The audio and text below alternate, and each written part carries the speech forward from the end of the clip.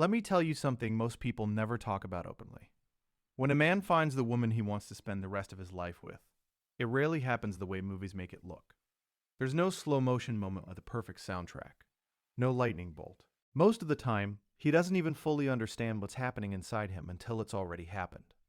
And that right there is what makes this conversation so fascinating. Because men do choose. Deliberately. Even when it looks effortless from the outside. So today we're going to get into the real psychology behind how men actually select a lifelong partner. Not the surface stuff. Not just, he wants someone attractive and kind. We're going deeper than that. We're talking about the internal checklist that most men couldn't even put into words if you asked them directly. The emotional triggers. The quiet moments that seal the decision. All of it. And if you're a woman watching this, I want you to pay close attention because what I'm about to share might completely reframe how you see the men in your life. And if you're a man watching, you might find yourself nodding and thinking, yeah, that's exactly it. I just never knew how to say it. The first thing men respond to is not what most people think. Yes, physical attraction matters, and anyone who tells you otherwise is not being honest. But here's the thing. Attraction gets a man interested. It does not make him stay. It does not make him think about building a future with someone. Attraction is the door. What's behind the door is what actually matters. What men are really responding to in those early stages is energy. The way a woman carries herself. The ease she brings to a conversation. Whether being around her feels light or heavy. Men are incredibly sensitive to this, even the ones who would never describe themselves as emotionally aware. They might not say, I love her energy. They'll say, I don't know, being around her just feels different. Easy, like I can breathe. That's the same thing. Now here's where it gets interesting. A lot of men have a type on paper. Tall, short, brunette, ambitious, funny, whatever their list looks like. And then they fall in love with someone who checks maybe half those boxes. And they can't explain why. It's because the list was never really the criteria. The list was just a placeholder for a feeling they hadn't experienced yet. When the real thing shows up, the list becomes irrelevant. The next piece is something I call the safety test. And men run this test constantly without even knowing they're doing it. It's the question underneath every early interaction. Can I be myself around this person? Not the curated version of myself. Not the impressive version. The actual, unfiltered, sometimes tired and confused version of who I am. Can I tell her something embarrassing without it being used against me later? Can I disagree with her and not have it turn into a 3-day ordeal? Can I show weakness and still feel respected? This matters more than most women realize. Men are conditioned from a very young age to perform strength, to have answers, to not show uncertainty. So when a man finds a woman around whom he can drop that performance, even slightly, even just in small moments, something shifts in him on a deep level. He starts associating her with relief, with freedom. And that association is extremely powerful. Think about it this way. A man can find a woman beautiful and interesting, and still keep things casual. But the moment she becomes a place where he can exhale, where he doesn't have to manage himself or monitor his words, that's when his brain starts filing her under a different category entirely. That's when she starts becoming someone he doesn't want to lose. Now let's talk about something men rarely admit out loud but almost universally feel, and that is the desire to be someone's hero. Not in a dramatic save-the-day sense. More subtle than that. Men have a deep need to feel like they are adding something real to the life of the person they love. Like their presence actually matters. Like what they do, what they provide, what they offer emotionally, it's noticed and it's valued. When a woman makes a man feel capable, appreciated, and needed, it does something to his commitment level that almost nothing else can replicate. And I want to be clear here. This is not about being fake or playing a role. It's about genuine appreciation. There is a massive difference between a woman who constantly criticizes a man and one who genuinely sees his efforts and says something about it. The second woman, men will move mountains for. The first one, men slowly start to emotionally withdraw from, even if they stay. This is also why some men stay in relationships with women who are objectively not a great match for them on paper. Because she makes him feel like a man in the truest sense, like he matters. That feeling is incredibly hard to walk away from. Let's shift to something else.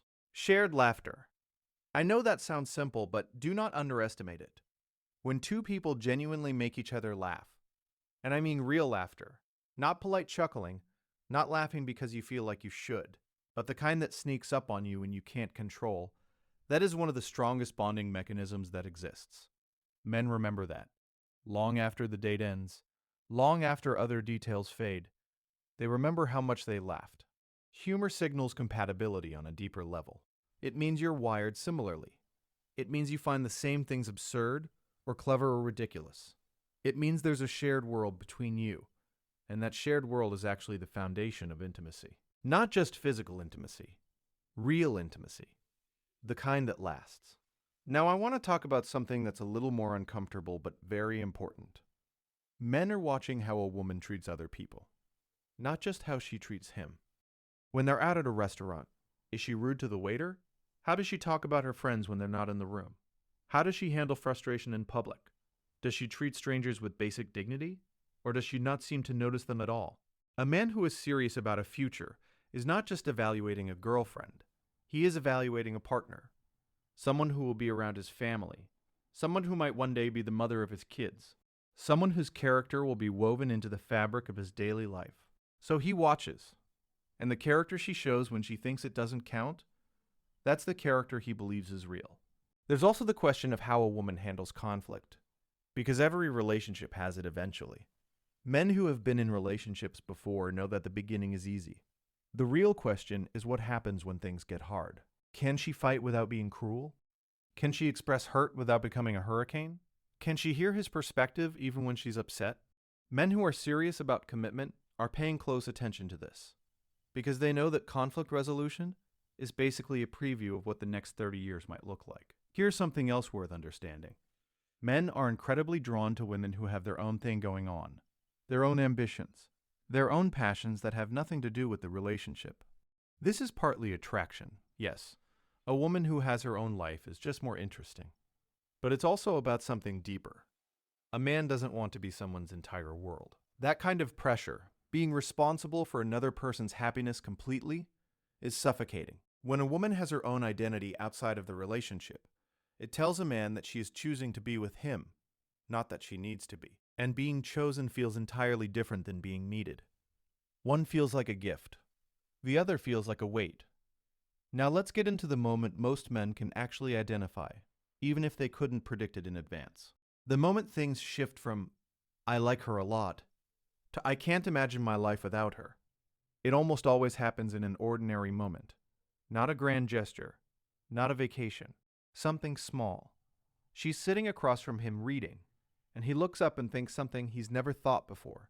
Or she says something in a conversation that makes him realize she actually understands him. Not just the version he presents to the world, but something underneath that. Or she shows up for him in a moment when he didn't even ask, and he realizes she's been paying attention all along. These small moments accumulate, and one day a man wakes up, and the question is no longer whether she's right for him. The question becomes, how do I make sure I don't lose her? That's usually when the idea of forever starts feeling less like a concept and more like something real. There's one more thing I want to address, because I think it's one of the most misunderstood parts of this whole conversation. Timing. People always say timing is everything, and they're usually saying it to explain why something didn't work out. But timing is also why things do work out.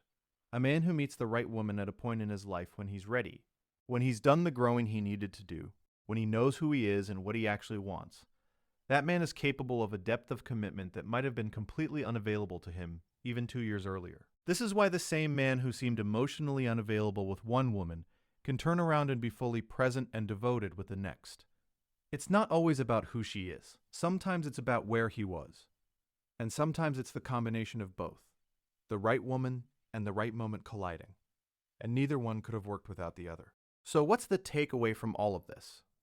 Men choose their lifelong partner based on a combination of things that are hard to fake and almost impossible to manufacture. The way she makes him feel about himself, the safety she offers him, the ease of being around her, the character she shows when no one is watching, the depth of what they share when they're just being themselves with nowhere to be and nothing to prove. It's not a checklist. It's not a strategy. It's a feeling that quietly becomes a certainty. And when it arrives, a man who is ready for it doesn't overthink it. He just knows he's found something rare, and he holds on.